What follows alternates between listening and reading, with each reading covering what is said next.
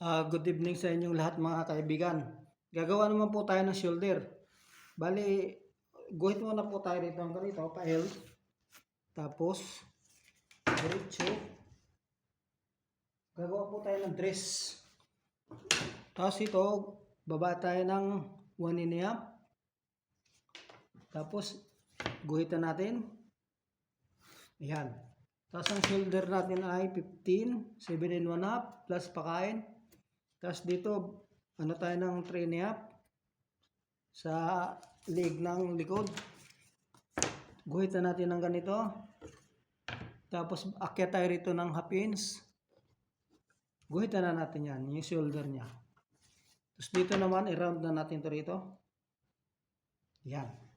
Tapos dito, baba tayo ng 1 inch sa magiging harap niya. Okay. 1 inch. Kuha na tayo ng armhole mga boss. Ang armhole niya ay 18 kasi 17.35 ang baseline niya. 18. Okay. Tapos kuha na tayo ng bust point para diretso na. Bust point 9.5. Back figure 14.5. Ang haba niya ay 35. Kasi dress to mga boss. Guhitan na natin to. Guhit din. Guhit din dito. Ayan. Tapos labas tayo rito ng half inch. Labas tayo ng half inch mula sa center line. Dito half inch din. Okay.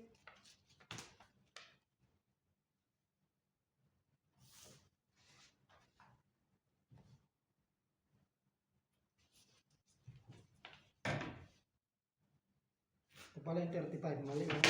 Yan, 35. Tapos, guhitan na natin ito rito mga boss.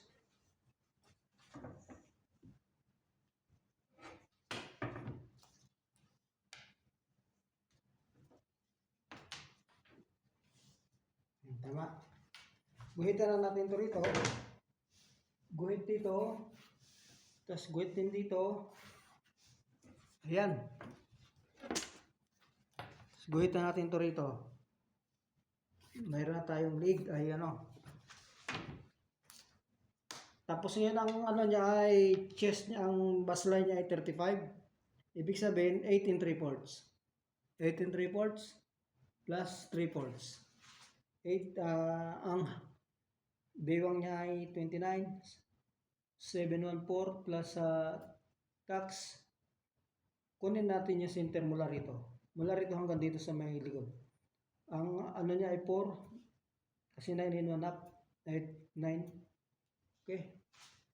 Kunin natin ito rito. Bust point niya ay bust distance pala ay 7. 3.5. 3.5. Para sa ano lang natin. Dito naman ang hips niya ay 36. Ibig sabihin 9. 36. Dito sa may pinakalaylayan din niya ay 36 minus half inch. Yun 9 ay ma-minus na natin ng half inch kaya 18 wala para parang pencil ko. Okay, dito na guhitan na natin to. Guhitan na natin yan. Guhitan na natin to rito. Okay. Guhitan na natin. Ano? Guhitan na natin to.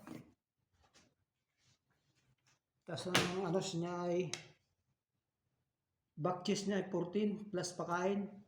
30 ng harap. Guhitan na natin.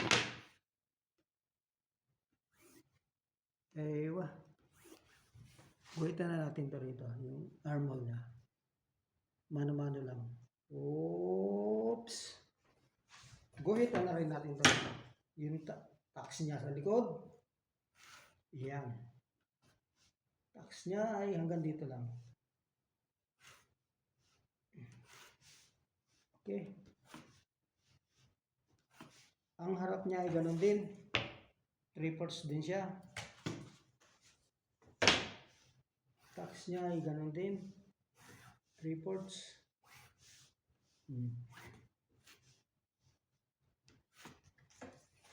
Tapos, lagyan natin ng ano dito,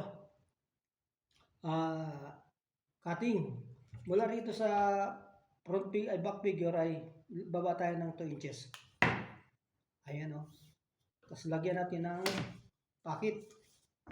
Mula rito ng sa tax ng harap, labas tayo ng 1/2 inch. Ayan o. Ayan. 5 inches. 5 inches. Ayan na. Mayroon na tayong pocket. Tapos lagyan natin ng blind tax. Blind tax, 1/2 inch. Tapos lagyan natin ng ano rito, cutting. Mula rito, sa harap ng shoulder ay 1.5 and down. Okay? Ayan o. Mayroon na tayo. Tapos ito naman ay gagawin natin ay round V-neck. Laki ng shoulder, dito kunin natin para pantay siya.